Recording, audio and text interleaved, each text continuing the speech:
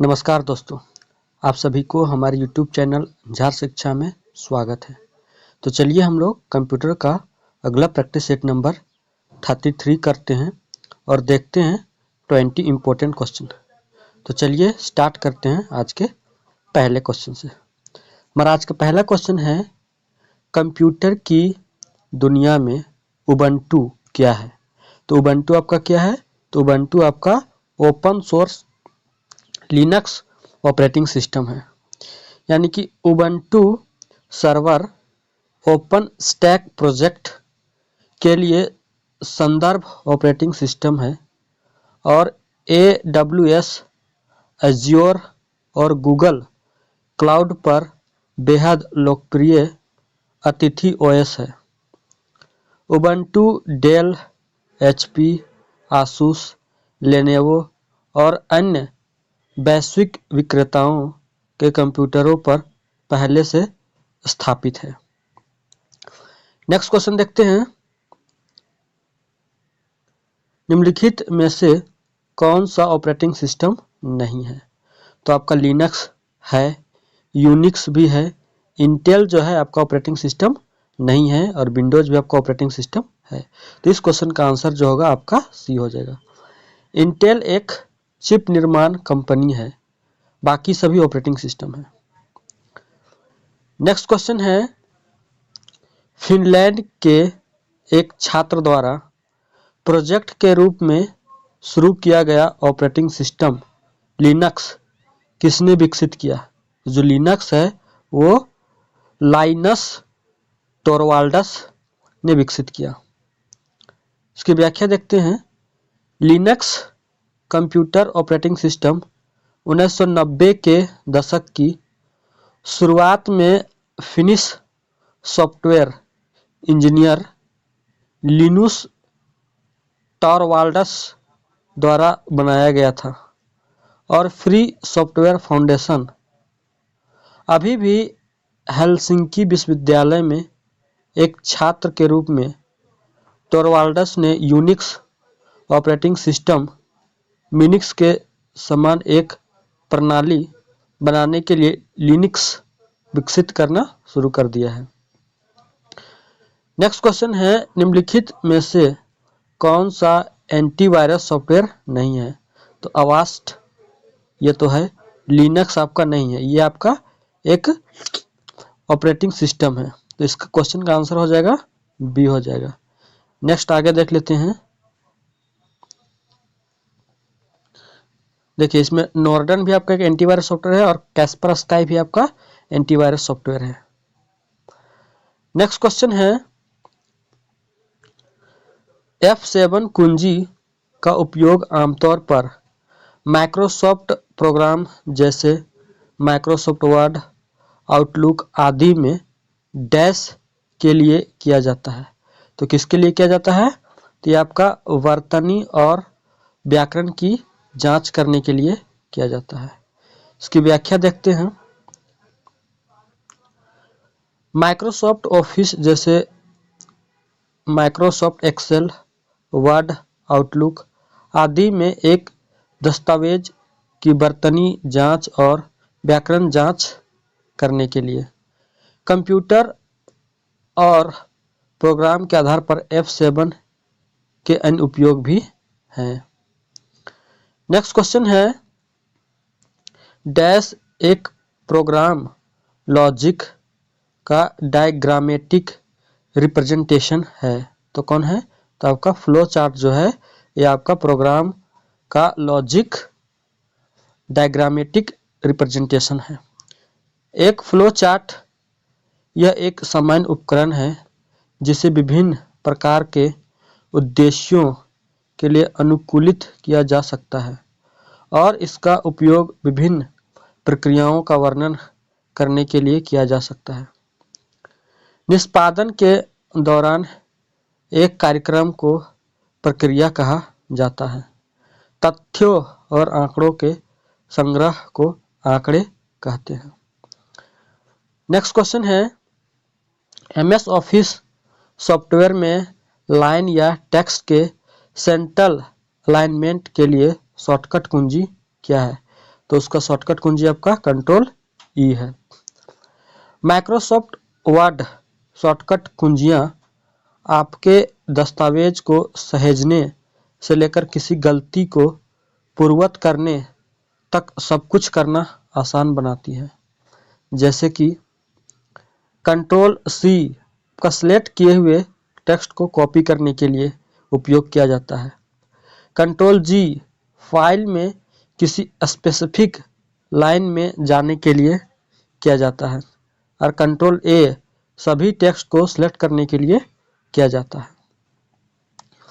Next question है, word document के संदर्भ में गटर शब्द डैश के लिए है।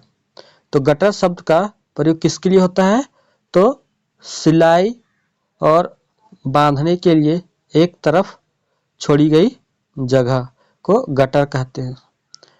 गटर मार्जिन एक टाइपोग्राफिकल शब्द है जिसका उपयोग बांधने प्रक्रिया में अनुपयोग किए गए कागज के हिस्से की भरपाई के लिए पृष्ठ लेआउट में जोड़े गए अतिरिक्त मार्जिन को निर्दिष्ट करने के लिए किया जाता है।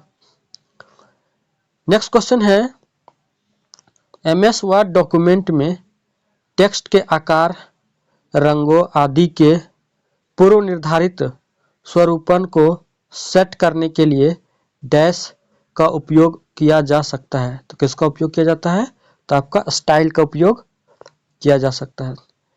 एमएस वर्ड डॉक्यूमेंट में स्टाइल्स का उपयोग टेक्स्ट के आकार, रंगों आदि के पूर्व निर्धारित स्वरूपन को सेट करने के लिए किया जा सकता है। नेक्स्ट क्वेश्चन इसमें और है, स्टाइल सेट आपको प्रत्येक तत्व को अलग अलग संशोधित करने के बजाय अपने दस्तावेज में सभी तत्वों को एक बार में स्वरूपित करने की अनुमति देता है।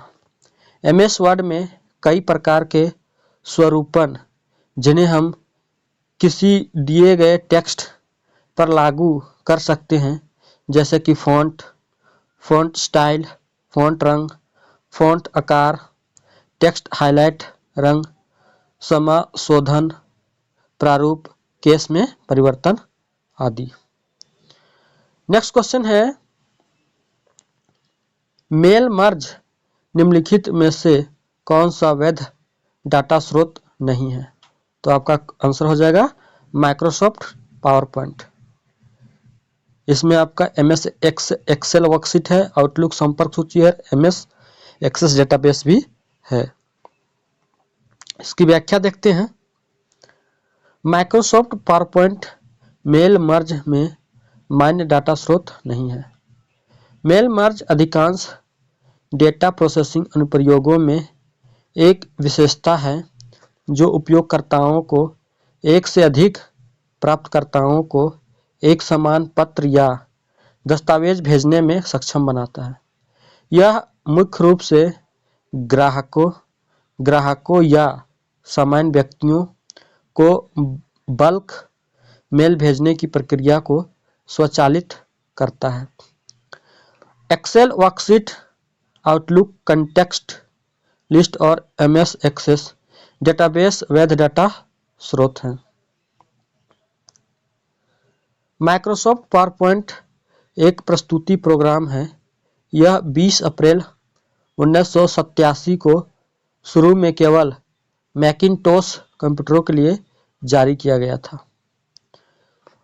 नेक्स्ट क्वेश्चन है, पेजों के मध्य से स्क्रॉल करने के लिए फॉरवर्ड और बैक आइकन एमएस वर्ड के डैश व्यू में दिखाई देते हैं।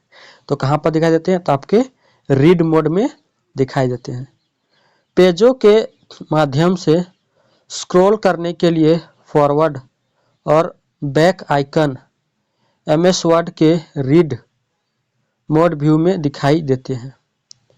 रीड मोड स्वचालित रूप से पृष्ठ लेआउट को हमारे डिवाइस में फिट करता है। कॉलम और बड़े फॉन्ट आकारों का उपयोग करता है जिनमें से दोनों को हम समायोजित कर सकते हैं। नेक्स्ट क्वेश्चन है, एमएस वर्ड में निम्न में से कौन आपको दो या दो से अधिक सेल को एक टेबल में संयोजित करने की अनुमति देता है? तो कौन देता है? तो मेल मर्ज देता है। इसकी व्याख्या देखते हैं। आप एक ही पंक्ति या कॉलम में स्थित दो या अधिक तालिका सेल को एक ही सेल में संयोजित कर सकते हैं। उदाहरण के लिए आप कई कॉलम को विस्तृत करने वाली तालिका शीर्षक बनाने के लिए क्षैतिज रूप से कई सेल को मर्ज कर सकते हैं। सबसे पहले मेल मर्ज सेल बटन तक पहुंचने के लिए लेआउट टैब का उपयोग करें।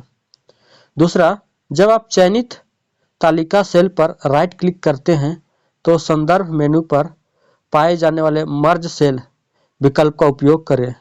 यह आपको मर्ज सेल विकल्प को जल्दी से एक्सेस करने की अनुमति देगा।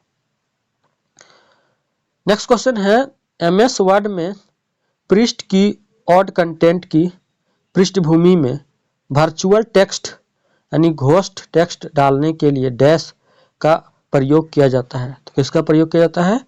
तो वाटर मार्क का प्रयोग किया जाता है। इसकी व्याख्या देखते हैं।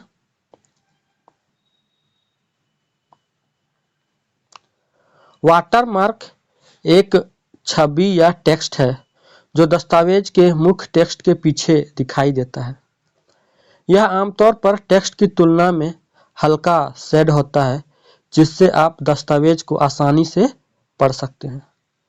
टेक्स्ट वाटरमार्क का उपयोग अक्सर ड्राफ्ट जैसे शब्दों के साथ किसी दस्तावेज के उद्देश्य को वर्णित करने या दिखाने के लिए किया जाता है।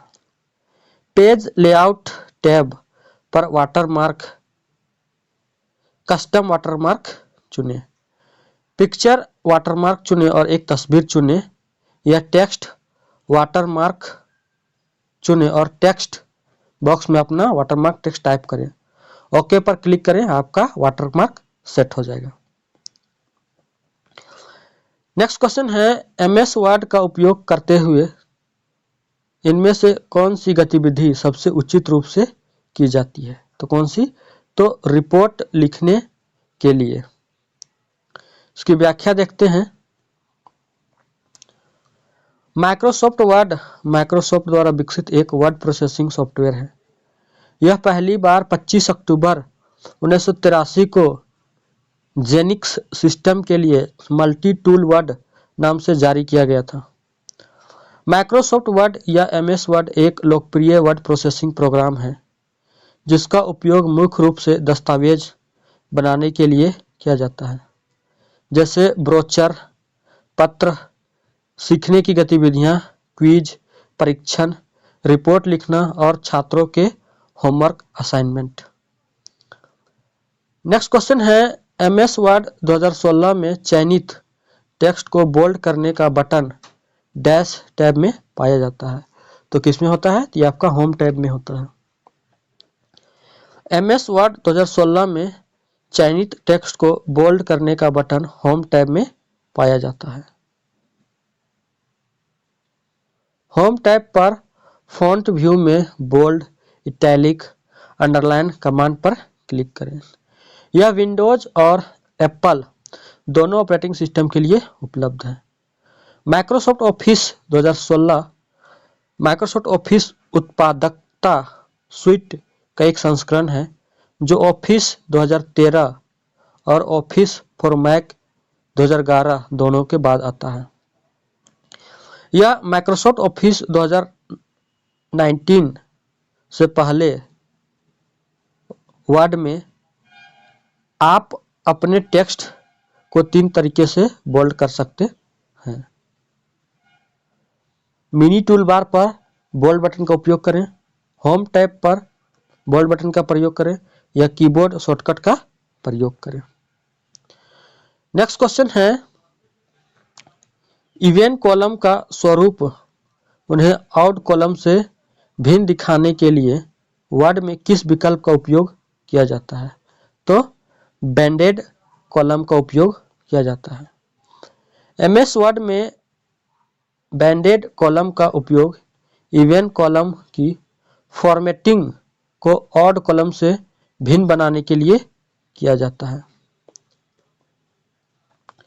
इसका मतलब है कि एक पंक्ति एक निश्चित रंग में होगी, निम्नलिखित दूसरे में होगी और इसी तरह आगे भी होगी। उस श्रेणी का चयन करें जिसे हम बैंडेड कॉलम लागू करना चाहते हैं और उसके बाद होम टैब के तहत कंडीशनल फॉर्मेटिंग, उसके बाद न्यू रूल क्लिक करें।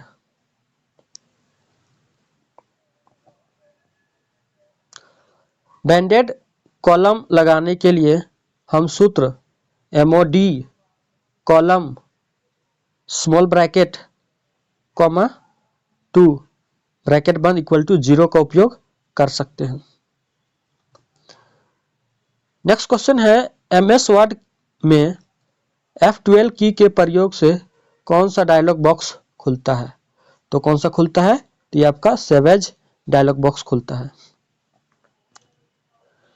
MS वर्ड में F12 कुंजी का उपयोग करने से सेवेज डायलॉग बॉक्स खुल जाता है। फाइल को तुरंत सेव करने के लिए Ctrl+S दबाएं। नेक्स्ट क्वेश्चन है, MS वर्ड में इंसर्ट मेनू का उपयोग करके निम्नलिखित में से किसे दर्ज नहीं किया जा सकता? तो किसको? तो लाइन स्पेसिंग को दर्ज नहीं किया जा सकता है। उसके बाद आपका टेबल आकार और हेडिंग को दर्ज किया जा सकता है। इसकी व्याख्या देखते हैं। MS वर्ड में इंसर्ट मेनू का इस्तेमाल कर लाइन स्पेसिंग नहीं डाली जा सकती है। इंसर्ट मेनू का उपयोग आपके दस्तावेज में विभिन्न वस्तुओं को रखने के लिए किया जाता है, जैसे कि पृष्ठ संख्याएं, चित्र, प्रतीक, टिप्पणियां और अन्य वस्तुएं। कमांड में ब्रेक, डेट और time, field symbol, reference, web component, text box, file और हाइपरलिंक शामिल है। नेक्स्ट क्वेश्चन है, फॉर्मेटिंग टूलबार में उपलब्ध फ़ॉन्ट आकार टूल में फ़ॉन्ट का निम्नतम और उच्चतम फ़ॉन्ट आकार डैश होता है। तो कौन सा? आपका निम्नतम 8 और मैक्सिमम 72 होता है। इसकी व्याख्या देखते हैं। 8 और 72 फ़ॉन्ट साइज है जो फॉर्मेटिंग टूलबार पर MS वर्ड में फ़ॉन्ट साइज टूल में उपलब्ध है। आप फ़ॉन्ट्स डायलॉग बॉक्स का इस्तेमाल कर या MS वर्ड में होम टैब में टूल्स का उपयोग कर सकते हैं। सूची में अंक 8, 9, 10, 11, 12, 14, 16, 18, 20, 22, 24, 26, 28, 36, 48 और 72 में फ़ॉन्ट आकार हैं। वर्ड में 1 और 1638 के बीच फ़ॉन्ट आकार का समर्थन करता है। नेक्स्ट क्वेश्चन है, MS वर्ड में टेबल मर्ज के लिए डैश इसमें लेबल और लिफाफे पर प्रिंट किए जाने वाले नामों और पतों की सूची होती है। तो किसमें? तो आपका डेटा स्रोत में होती है। इसकी व्याख्या देखते हैं। मेल मर्ज प्रक्रिया में एक दस्तावेज से जानकारी लेना शामिल है जिसे डेटा स्रोत के रूप में जाना जाता है, जिसे मुख्य दस्तावेज के रूप में जाने वाले दूसरे दस्तावेजों के साथ संयोजन किया जाता है। डेटा स्रोत एक दस्तावेज, स्प्रेडशीट और डेटाबेस है जिसमें व्यक्तिगत जानकारी जैसे नाम, पते और फ़ोन नंबर होते हैं। मुख्य दस्तावेज एक प्रपत्र, पत्र, लेबल, ईमेल या निर्देशिका हो सकता है। दोस्तों, अगर ये वीडियो आपको अच्छी लगी हो तो वीडियो को लाइक, शेयर और चैनल को ज़रूर से ज़रूर सब्सक्राइब करें। और जो भी आप लोग CGL की तैयारी आपके दोस्त लोग कर रहे हैं उस सबको वीडियो को ज़रूर शेयर करें और इसी तरह का वीडियो पाने के लिए चैनल के साथ जुड़े रहें। थैंक यू एंड धन्यवाद।